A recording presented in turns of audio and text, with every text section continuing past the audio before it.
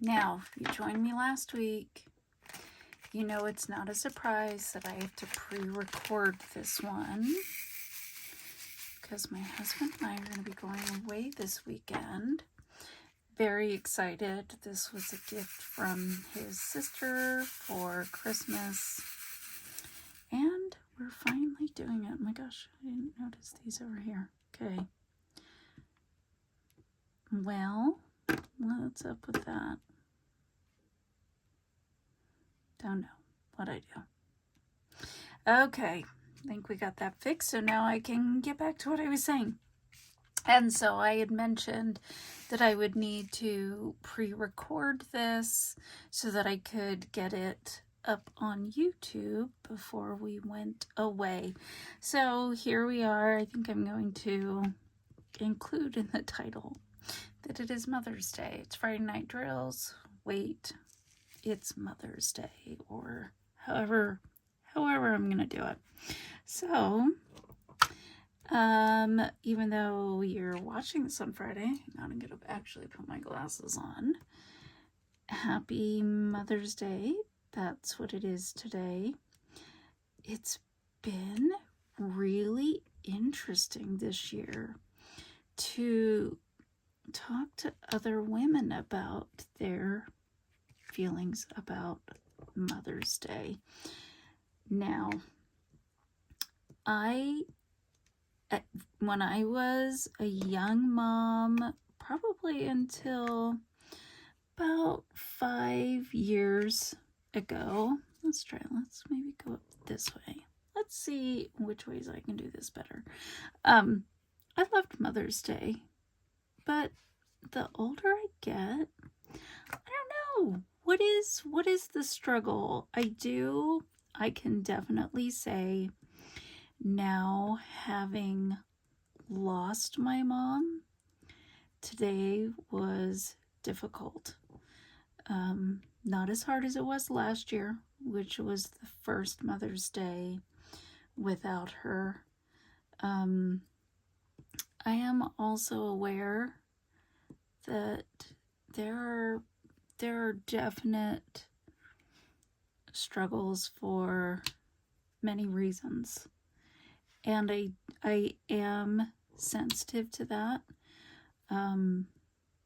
So yeah, I was talking to a coworker about today and how we want to celebrate, and the discussion included family members essentially saying, hey, what do you want for Mother's Day?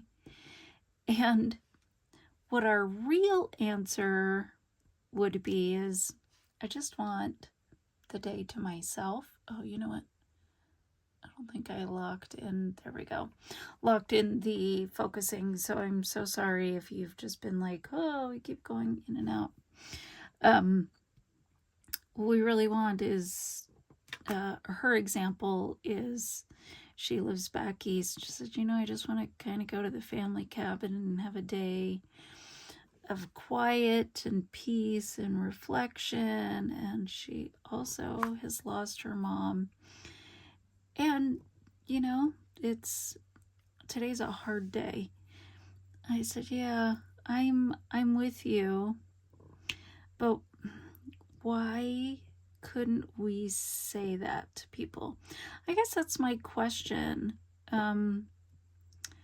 If I think about how would my mom have felt, I don't know that my mom would have ever said it. I did a lot of things as a kid. I think we all did, that when we grew up or became parents or whatever, even when we just went out on our own, man, totally off today. I would find myself calling and apologizing. For example, she was a homemaker. She was incredible. I feel like I cannot express how fortunate I was to have a mom like her. Sorry, I'm just going to kind of use some of these So I feel like I'm getting some of them on straight. So because she was home and that was her job, we probably took advantage of her. We had a 2-story house. The main floor was the living areas, kitchen, family room, laundry room, all that. And then the upstairs was the bedrooms. So we would leave our stuff all over the place, shoes, jackets, all the things. And then she would say, hey, will you clean up or something? Take your stuff. And what we would end up doing is just putting them on the stairs for her to take up. I cannot tell you, I think it was the very first time. I have a small house. There's only one room in what we would call the basement. And I think growing up there was more going on down there. That's where the TV was. I didn't have a TV upstairs in my living room till probably 5 years ago, because I was like, no, this is not where everybody's going to hang out and leave their stuff. I need to have one room, we called it the home teacher room, where it had to stay clean in case anybody came over. So, you have a room you don't do anything in. Now I've essentially taken it over as my own space, my diamond arting space. That's not where this is because there's no good way to film. But okay, we've got a nice straight area here. Utah is filled in, so it's not Utah anymore. Anyway, I think it was the first time my kids did it here. And I was like, what, do you expect me to take all your stuff upstairs? Like, this is your stuff. I think I called my mom and said, I get it. I'm so sorry. Can't believe I did that to you. All the things we do that our parents just kind of said, yeah, that will come back to you someday and you'll get it and you'll understand. And so it took a while because even though I had 4 kids at the time, I had never lived somewhere that had stairs and things that people left downstairs and had to be brought upstairs. So I'm not even sure how we got, just kind of talking about how would my mom have ever been hurt if we were like, Mom, I just as a mom want my kids to, like, I want to go away. Here's the thing, and I also didn't understand this until I was married. My mom would go away every once in a while, and I never really knew or understood why. She would, this saint of a woman, she would prepare all the meals for maybe it was a weekend in advance. Look at that. It's just terrible. You can't even see it. They're really not. It's a funky, I don't know what is happening today. It's like, woman, it's Mother's Day and we are. Okay, let's see if I can fix this. I put on some fresh putty before. Maybe I put too much. I don't know. Anyway, so she would make all of our casserole meals and put them in the freezer and attach the name of what it was and all the baking instructions on it. And then we would take it out in the morning and let it defrost and then bake that at night. I would also remember it. Sometimes my dad went, sometimes he didn't. Because if my dad was home, he would make soft-boiled eggs and toast. And I thought it was the grossest thing in the world. So anytime Dad had to cook, that's what he would make. But yeah, otherwise, she made these amazing casseroles in advance. But I didn't realize she was going away because she needed a break. She was exhausted. She took care of us all day, every day, including the after school, sports, musicals, all the activities, church stuff. Like, this woman went non-stop. And I am the first to say she was underappreciated, especially for the remarkable things that she did. And so when I think it was one of my siblings finally said, well, you know, when Mom would go away, she just had to get away from us. And I was like, what are you talking about? And yeah, I felt terrible, but yeah, it's one of those things you don't get it until you don't have that anymore. So yeah, I don't think she ever would have said anything to us. As I mentioned, she passed in January, I think it was 25, because it would have been, I think this is our second year without her. And she just was such an amazing, amazing woman. I was holding my grandbaby yesterday, my little granddaughter, and thinking about a picture my mom wrote. Well, she did actually write a couple published books, but she wrote little family histories, and I think it was called Stories of a Grandmother to Her Granddaughter. And the picture on it is my mom holding my niece, and I think my nephew.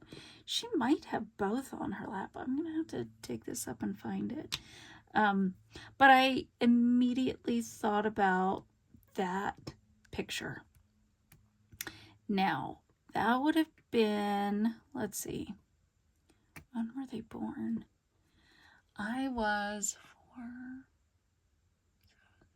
So I think that would have been sometime in the 70s, because I feel like in my head, I'm really gonna have to take this out.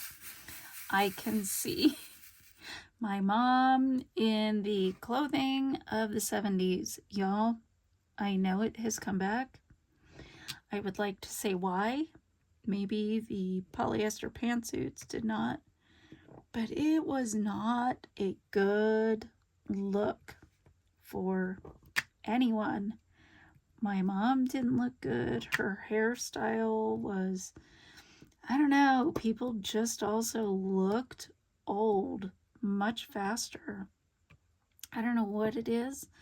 I've had a few of these discussions lately, and I don't know if it's we have better understandings of things. We don't have, I mean, gosh, lives were hard. The physical labor that used to be done versus now, I would say we definitely have some more challenges now with mental and emotional things, not so much the physical. And when I say that, I'm thinking of pioneers and pilgrims that walked across their countries. You know, now you can get any one of many, many forms of transportation. But back then, that really wasn't as much of an option. So people looked older faster. Okay, did not. What is going on? This is not, I'm not having a good time with this. Okay, I might have to, I really don't want to single place this whole thing because the goal is to finish this, and that's not going to happen if I have to single place. So let me just pause this. I'll clean this out and I'll be right back. Okay, we're going to see. We're just going to see if this helps. But okay, so aging quickly, moms. We're gonna jump. Oh, that's much better. We're gonna change subjects again really quick because I was thinking, you know, the other thing we can talk about are foxtails. This really, if you just we just changed from Mother's Day and aging and fashion of the 70s to foxtails. Y'all are like, what is happening? Let me tell you why my brain just went there. So we have a couple pets here. We have a dog and a cat. The cat is essentially an outdoor cat, and we are in the season of foxtails. Foxtails burrow in to animal fur, get stuck in their fur, and then can get into their skin and cause horrific abscesses. So this time of year, if you don't catch them, we're gonna have to actually get out there and start pulling up as much as we can. They come in covered all the time, and so my floor is littered with them. But every time we see one of them, we have to bring them over and just massage the heck out of them, because they'll get in between their toes on their feet, and the cat is the worst. He just loves to lay in places that end up being covered with them. But he also has incredibly sharp claws. And I know right now he's got a couple probably buried in his skin, but he won't let me get them out. As soon as I get close to certain areas, he does a flip and just comes after me with his claws. So my floors right now are littered with them, and I could sit and go through his fur. I also have a brush I use because he loves being brushed, and I can do that whole thing, spend 10-15 minutes on him, go through him, get out all that I think I can find, top and bottom, and I know that I'm missing some, and then he walks around and he could be back 2 minutes later. He won't have even gone outside. I pet him again and I find a bunch more. So it is not our favorite time of year. They cause so many problems. In fact, I was talking to somebody in church today about it, and there was one on the steps of the church. Our primary, which is where the younger kids are, is upstairs. we have an older church, and so all of those classrooms are upstairs. And so as we were coming down, we saw one on the stairs, and she used to be a vet tech. So she immediately grabbed it and was like, we have to get this in the trash. These can form abscesses and in pets. And I'm like, oh, you girl, you just don't even know. I said, this is all we are doing right now with our pets, is pulling them out. And so her daughter was with her, and she was like, oh, does that mean we should be going through, because they have several cats? And she was like, yep, we should be doing this with them. So yeah, let's just talk about foxtails. I don't know if they actually have a different name outside of Utah. But yeah, just a reminder that there are all the things that can get into animal fur. Remember back east, the big deal with our dog was ticks. So that's not quite the same as foxtails and tall grasses and things that have sharp points that will burrow in. Ticks are a whole different animal, literally. If I had a husky growing up, and if she got loose and went running, we lived next to a farm, and on one edge of the farm there was this enormous wooded area. I'm trying to think, do I know where it went? But if Blue, she was a husky, she had one brown eye and one blue eye. If she got out and we got her, then we definitely had to check her out. Hang on. I don't know how much of that was lost. Anyway, Blue the husky would run away every once in a while, and we'd have to go through her when we got her back and look for ticks. That is one thing I haven't missed. We don't have a lot of those in the residential areas out here. But yeah. Okay.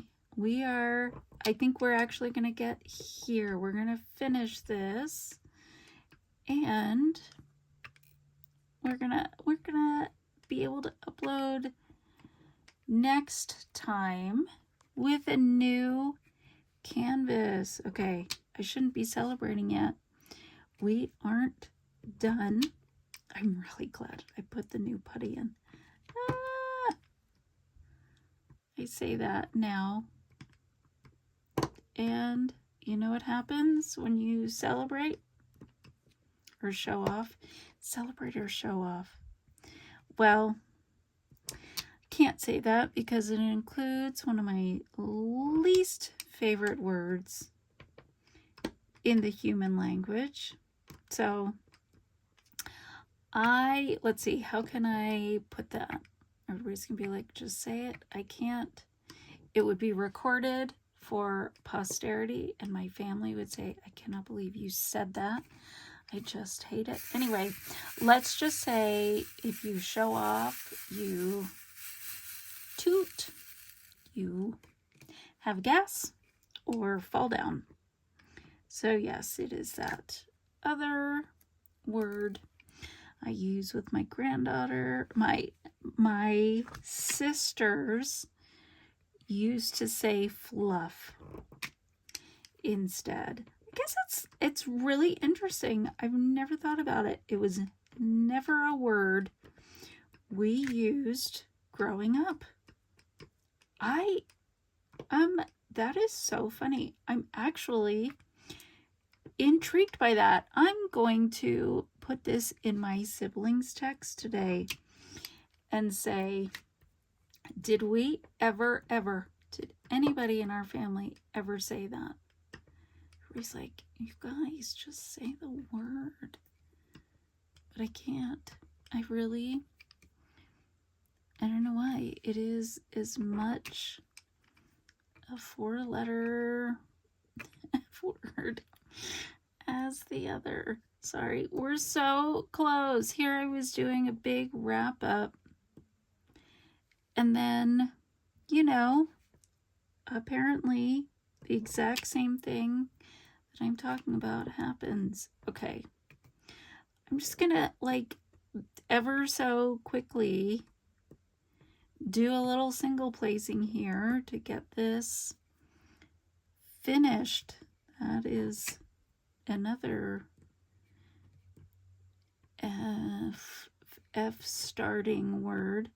I have no idea how the what's the word I'm looking for? Not how, let's say, standards work on YouTube. And so I know there's a couple words you can't say. I hear from the YouTubers I listen to, they make stuff up. But this is it. Last one. We did it. Okay. I'm going to, I mean, boy, that was a rough section. But let me take the auto lock off. Did I take it off? No. Okay. And we're going to go out. Maybe not. I guess I can't. Okay. This is it, everybody. We finished Fallon Gems, the Hot Fudge Sundae. Let's get that one off. And we did it in the same time as a commute. I hope everybody has a wonderful Mother's Day, which is going to be Friday. So I hope everybody had a wonderful day, however you celebrate, if you do, if you don't. I hope there's peace with you, whatever you do. Watch out for foxtails. And thanks for joining me. We'll see you next week when we start a new canvas. Thanks, everybody. Bye.